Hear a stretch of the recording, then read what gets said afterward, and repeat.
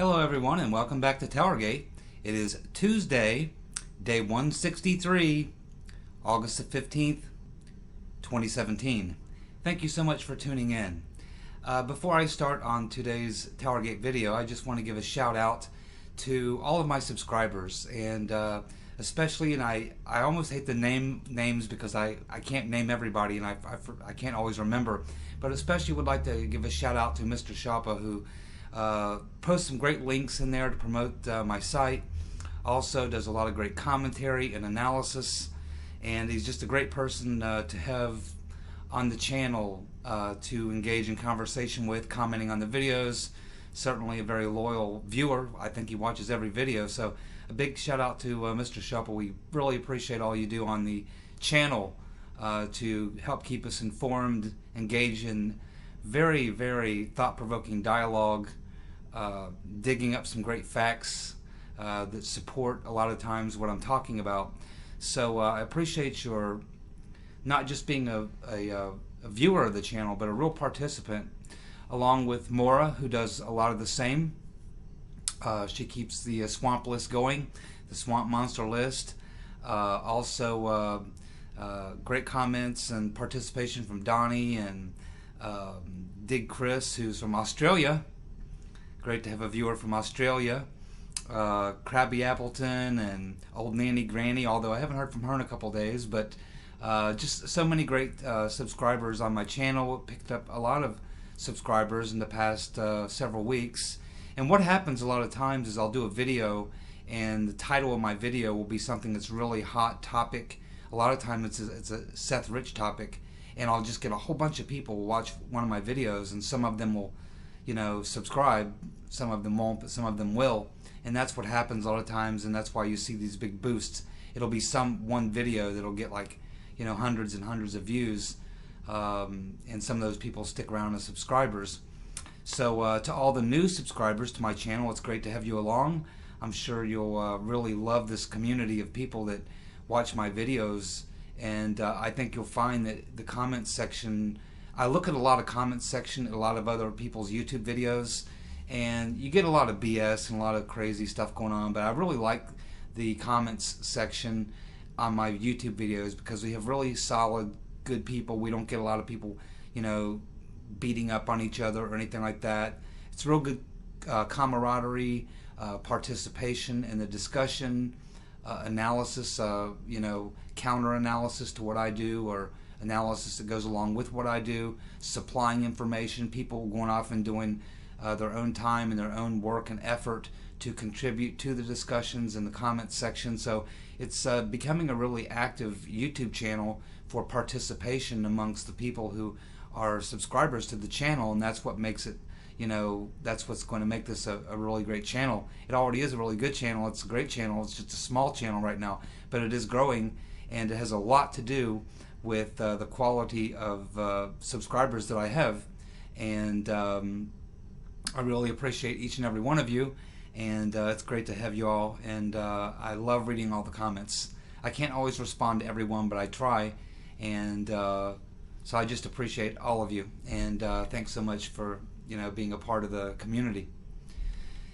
The next comment I want to make, just kind of off the top of my head, just something I you know, observed over the weekend watching the various reports about what went down in Virginia, and it's that coupled with just everything that's happened since Trump became president. And I've come to conclude that the biggest haters, the nastiest people, the people filled with the most hate, the people promoting the most hate, the people advancing the cause of hate to the highest degree and with the greatest ability to do so, is the media, specifically the left-wing media. They are the biggest haters in the country. They are the biggest promoters of hatred and violence. They keep stirring the pot. They are the ones that are fueling a lot of the fires that are breaking out across the country, and have been for going all the way back to even when Obama was president, when we saw the Ferguson riots, the Baltimore riots, what happened down in Texas, I think it was San Antonio or one of those cities down there where they were shooting at cops. All these things have been going on for a very long time. You cannot just say, well, it's just since Trump was president. These things have been going on for quite a long time. And it is the media on the left, particularly on the left, that is fueling so much of this hatred. You can see it. You can watch MSNBC or CNN or look at these people that they have on as their guests. You can see their foaming at the mouth hatred for Donald Trump. I've never seen so much hatred on open display by the media. They're not even trying to hide it. It's obvious. There's a tremendous amount of hatred with these people. They lost the election. They cannot handle it.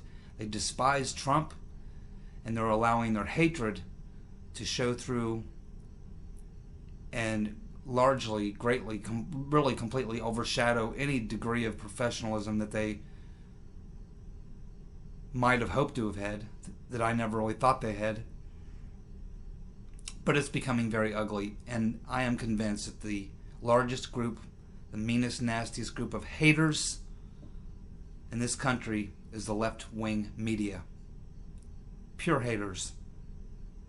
We've also had the opportunity in the past few months to observe something else, and that is, if you ever doubted how little the politicians in Washington care about their constituents, voters across the country, citizens of the country, or the country in general, we now have learned a lot, and that is that these people do not care at all.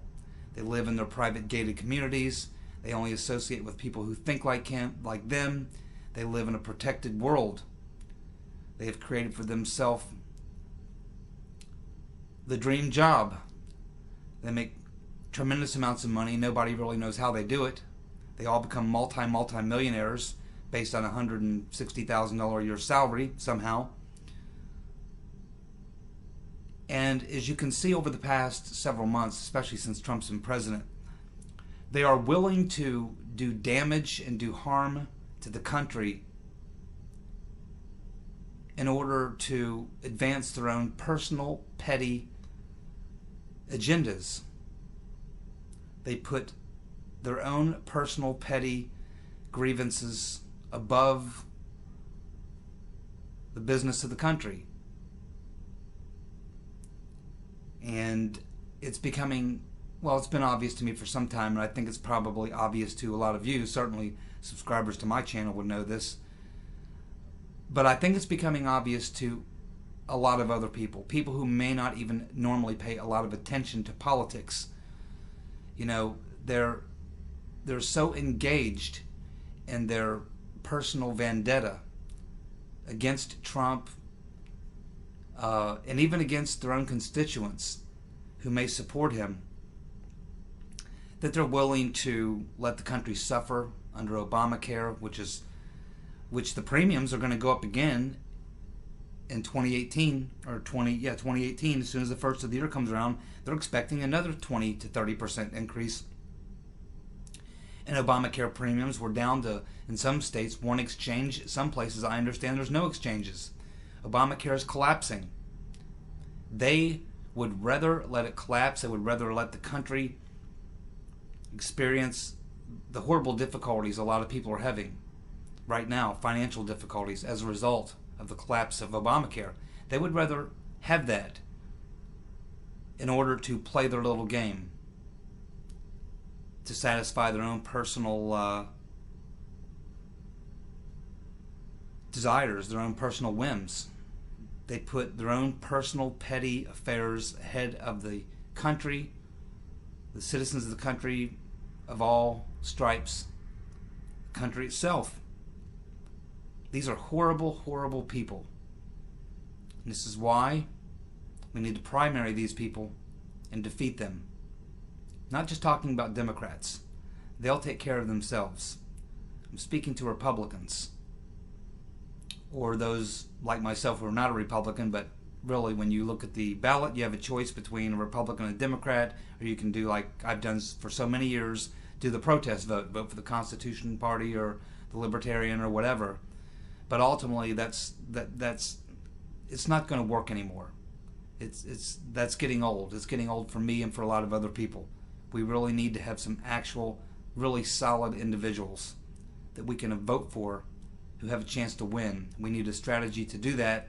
As most of you know, I will be working on that as we approach the 2018 elections. But the point I want you to take away from this is something I think a lot of you have noticed, but something I think a lot of people in the country who are not real political, don't pay a lot of attention, who are starting to notice that these people have no love, members of Congress and the bureaucracy.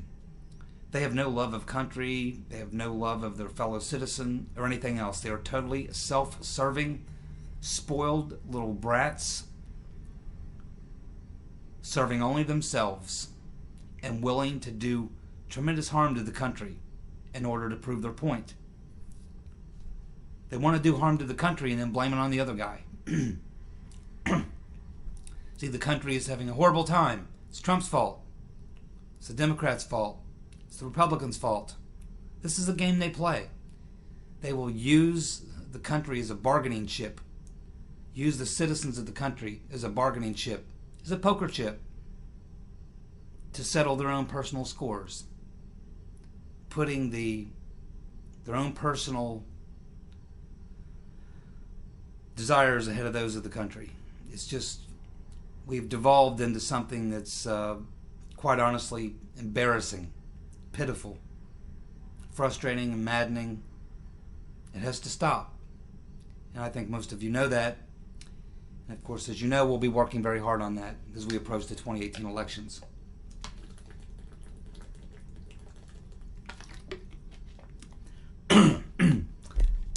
Now, let's get to some TowerGate news. What do you say?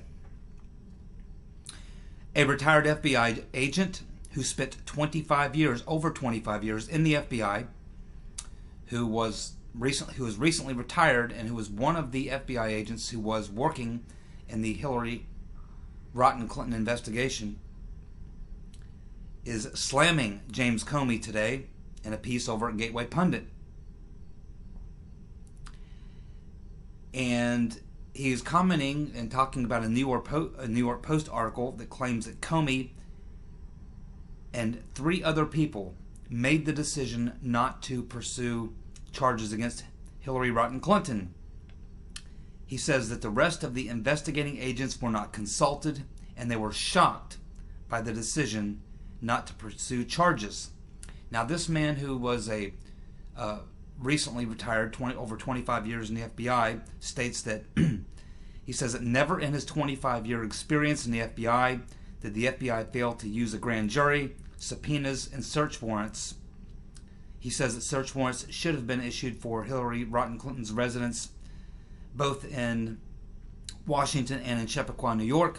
And he also says there should have been warrants issued for Platte River networks. So we've heard this story reported before, that there were many agents in the FBI who were working on that, who were very upset with James Comey making himself essentially the supreme decider over what should happen with Hillary Clinton, despite the fact that his job as the FBI director was only to be in charge of the investigation. It wasn't his call to decide if the case should move forward or not. That's the call of the Attorney General after he's presented the evidence. Clearly, according to this gentleman who was one of the people working on that, James Comey did not use the tools that are available to the FBI and are used in practically every investigation, especially one the size and scope and importance of the Clinton email fiasco. So hopefully not too many of them guys retired. Hopefully there's still a few good ones left, and hopefully the new FBI director, Christopher Wray, will get things under control, and hopefully the Attorney General, Jeff Sessions, will continue to allow the FBI, provide them with the leadership they need to investigate the things that need to be investigated, real investigations, which have not been happening. Now, it's being reported that there are investigations now going back on the Hillary Clinton email investigation, possibly the Clinton Foundation. We know that the Freedom Caucus has sent their letter to the Attorney General requesting that the special prosecutors be appointed to look into some of these things. We're just going to have to be patient, although my patience is running out. We're going to have to be patient and let these things play out and see exactly what happens.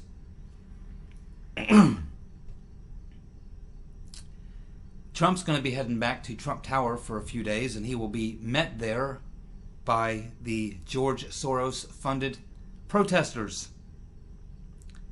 You can clearly see, if you look at the video of the people who are already camped out there, that those are professionally made signs that they have. And that's how you can always tell when you're looking at a professional operation, when you can see that the signs are professionally made, which is not cheap.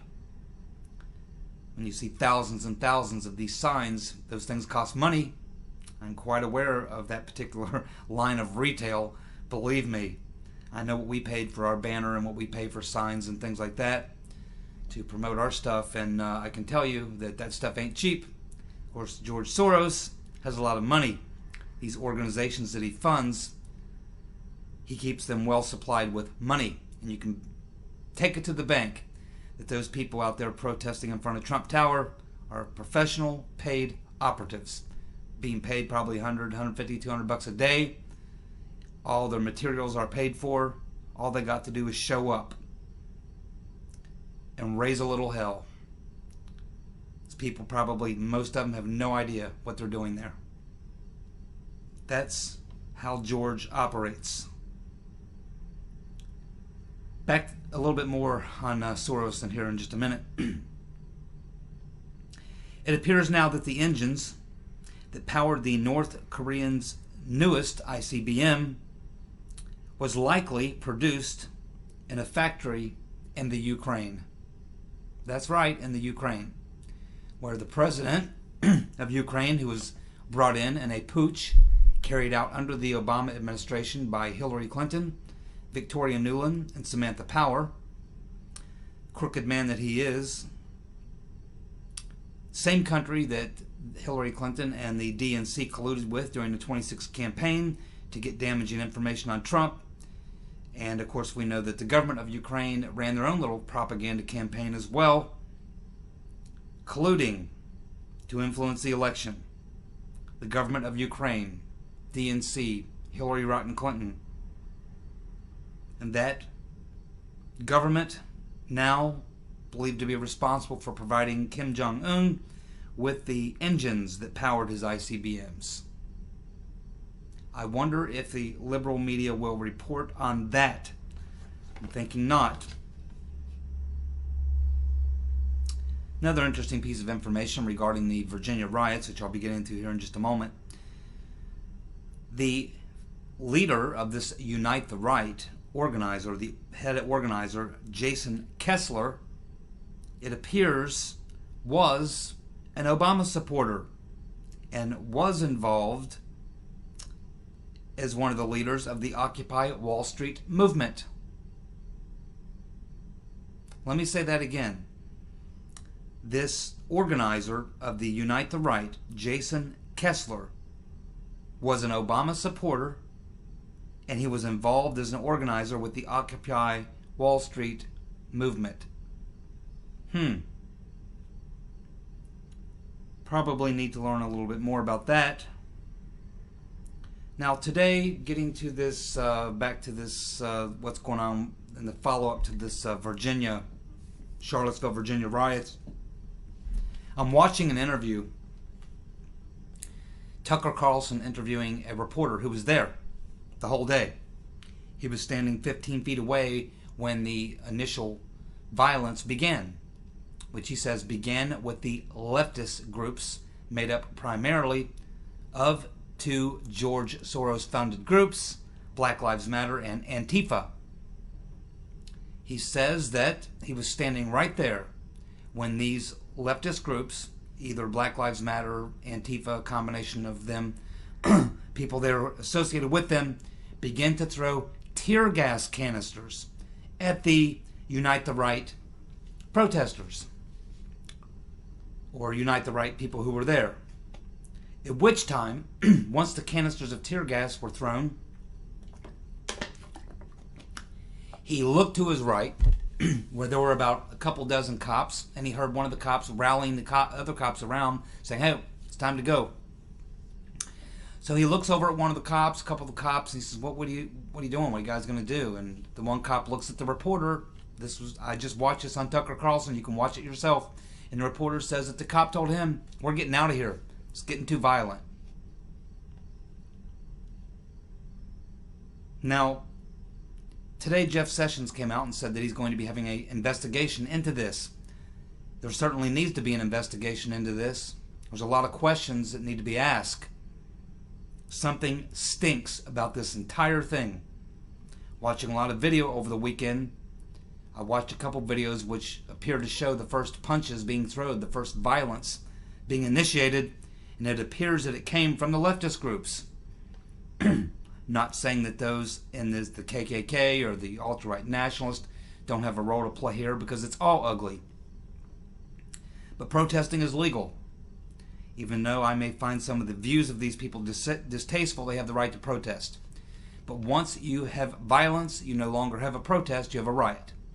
And once the violence starts, that is the go sign for the cops. That's when they're supposed to go. That's why they're there. They're standing there wearing full body armor, face masks, shields in front of their body, knee pads, billy clubs, guns, tear gas, mace. They got it all. Fire, water cannons, they got it all. SWAT teams, armored vehicles, they're loaded for bear. Yet they, in this particular case, leave the scene. We also saw stand-downs in Ferguson. We saw stand-downs in Baltimore. What's going on? What is going on? Who's ordering these stand-downs? There's a lot of questions that need to be asked, and I do hope Jeff Sessions people are serious about getting to the truth, because there's a lot of things that need to be understood about what happened here.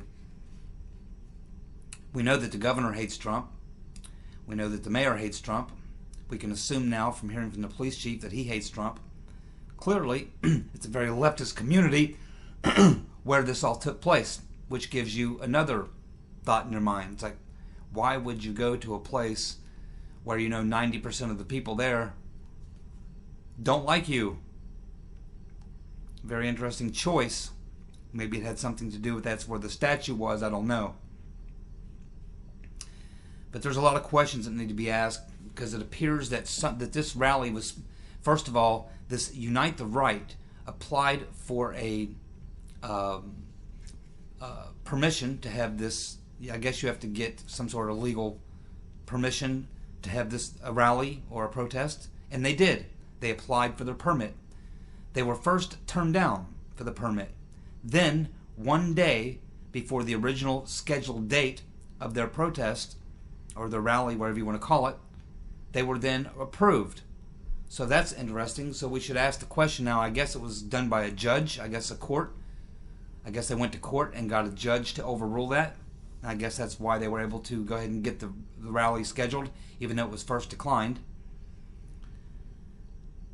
But it appears from, and again, the details are sketchy and fuzzy, so I'm commenting on what we know now. Remember, a lot of times things that come out right after something like this, you find out later that a lot of the initial reports coming out were incorrect. But based on what we know now, what's being reported right now, it appears that this rally or protest was supposed to start at noon. It appears that the Unite the Right crowd did have a permit. Then, of course, we have the leftist showing up, the Antifa, the Black Lives Matter, and all the other spin-off groups and splinter groups that associate with them, and all the hangers-on. The amateurs, the professionals, the whole nine yards. Many of them George Soros funded, whose primary objective is the same as it always is. If you look at where these people show up, it always ends in violence, because that's what they're getting paid to do. So as soon as those counter-protesters showed up, who did not have a permit, they should have been run off the premises. They should have been told, well, these people got a permit. You do not. Therefore, you cannot have your rally, or counter-rally, or counter-protest, or demonstration, or whatever you want to call it. You do not have a permit, therefore, you should have to go. But let's just say they go ahead and let them stay. It seems to me that common sense policing. If you're the police chief, the person in charge of how you're going to handle this, you are going to keep these two groups separated by at least a football field, at least 100 yards in between them. And in between them, you would put your police, making sure that you keep the two sides apart. This is common sense policing, but that was not done. I looked at a map that showed the layout of where the cops were, where Antifa was, where the Unite the Right was, and then I read a little bit about how everything went down according to a couple of guys who were there. And according to them, one of them was a scheduled speaker there. He says that the speakers were supposed to begin at noon, but about 20 minutes before noon, an order came down apparently from the governor that he had declared it a state of emergency, and therefore all protests were over. At that point, everyone has to leave. So at that point, they begin trying to break it up and getting people to leave. Now, here's where it gets interesting. There's a whole street back behind this park where they were. A whole long street, several city blocks, where Antifa, Black Lives Matter, and their minions had gathered with various weapons. And so as the police began to disperse people, they would not let the Unite the Right people, the one group, exit to the north, which would have put them in clear territory. They could have got back to their cars or back to where they were going.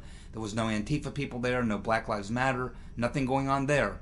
They would have been free. They would have walked to their cars. They would have gotten away. There wouldn't have been this collision between the two forces. But instead, what the police did was they would not let them exit in that direction. They would only let them exit in one direction. And that direction was behind the park, to the very street where Antifa, Black Lives Matter, and their friends were all lined up and waiting. Literally, the police herded these demonstrators right into the Antifa and Black Lives Matter folks, and the George Soros paid folks who were there to start violence. There's a lot of questions that need to be asked about this deal. We now have the ACLU come out saying that they were told for sure there was a stand down. We have at least one reporter, probably more, the one I watched, telling Tucker Carlson, yeah, it was stand down, not just a stand down, it was an evacuate, get out of here. Why did they herd these people right into and give them no choice? And these two guys are talking about the fact that it's like we had no choice. We could see where we were being forced. The police were pushing us, forcing us into the Antifa people, forcing the two parties together. Why? Who made that decision? Jeff Sessions certainly does need to do an investigation into this. And he certainly needs to do a deeper investigation into these groups. Now, as I told you the other day, the FBI knows who all these groups are. As soon as you form any political organization, any political group, especially if it is anti-government, the FBI infiltrates those groups like that. They have their people all over. They have dossiers on the leaders. They follow them. They surveil them. They watch these things very, very closely. And then when they have their events, they're crawling with FBI. Crawling with them. And undercover police, detectives. These things are being allowed to happen. They might even be made to be happening. We already know that George Soros has gone on TV and proudly admitted to, gleefully admitted to, things such as the promoting the Ferguson race riots, bankrolling that, Black Lives Matter, bankrolls that, attacks on Trump's motorcade, he was behind that. He owns the organization that creates the scripts that they use to send these people into town halls and create chaos. And most importantly, he said right there on European TV, I watched it a dozen times, where he takes credit and he's very proud of setting the stage for the Muslim migrant invasion of Europe. George Soros is in the business of chaos. That's what he does. He should be criminally charged. That is where when you get to the bottom of your investigations, Mr. Sessions, that should be the glaring thing in your face, is that you have a man named George Soros who is funding an awful lot of this stuff. He's got a lot of money. He's got a pretty good track record of destroying countries. You might want to look him up. You might want to lock him up, Mr. Sessions. Clearly, there's a lot of questions that need to be asked about what happened here because something stinks. The governor, Terry McAuliffe, former bagman of the Clintons, an operative for Hillary Rodham Clinton. A lot of things going on here. Did he call for a stand down? If so, that's criminal. There's something bad wrong with this. The police chief. These decisions are made. Stand down decisions, how you're going to separate the crowd, where you're going to position the police, how you're going to handle the situation if it does break into violence, where you're going to filter the people out to, how you're going to deal with all these things are things that are discussed before they go out to these events. They have a plan for what to do if things don't go well. Whatever the plan was, it was not executed very well unless the plan was to stand down or leave. Who gave that order? These decisions are made usually by the police chief, the mayor, and the city manager. They're normally on a conference call or they're sitting in a room together. They're talking about it. They're getting information from the scene, and sometimes they're actually on the scene. At least the city manager, possibly the police chief, and they're running the operation. You know, they're supposed to be preventing from happening what happened by forcing one group right into the jaws of the other group, especially when the other group is known to be a group that is extremely violent. There's no explanation for it. There's no reasonable explanation for it. There's something going on here. It almost looks like they wanted this to happen. Looks like a setup. That's what it looks like to me. Terry McAuliffe needs to answer some questions. Did he or did he not give a stand-down order? Now, I understand he's denying that. I understand the mayor is denying that. But we have reporters who apparently have camera footage showing the police standing down, showing the police, and even the one reporter I talked about where he looked at the cop and the cop told him, yeah, we're getting out of here. It's getting too violent. We're leaving. Directing one group right into the other group, not giving them any other way that they could exit, leaving them no choice, forcing the two parties together, and then providing a police presence around that so that they were it was almost like they created a cage match or something. Something bad wrong with this whole program, folks. This is not rocket science, how to control demonstrations, especially when you get these groups together.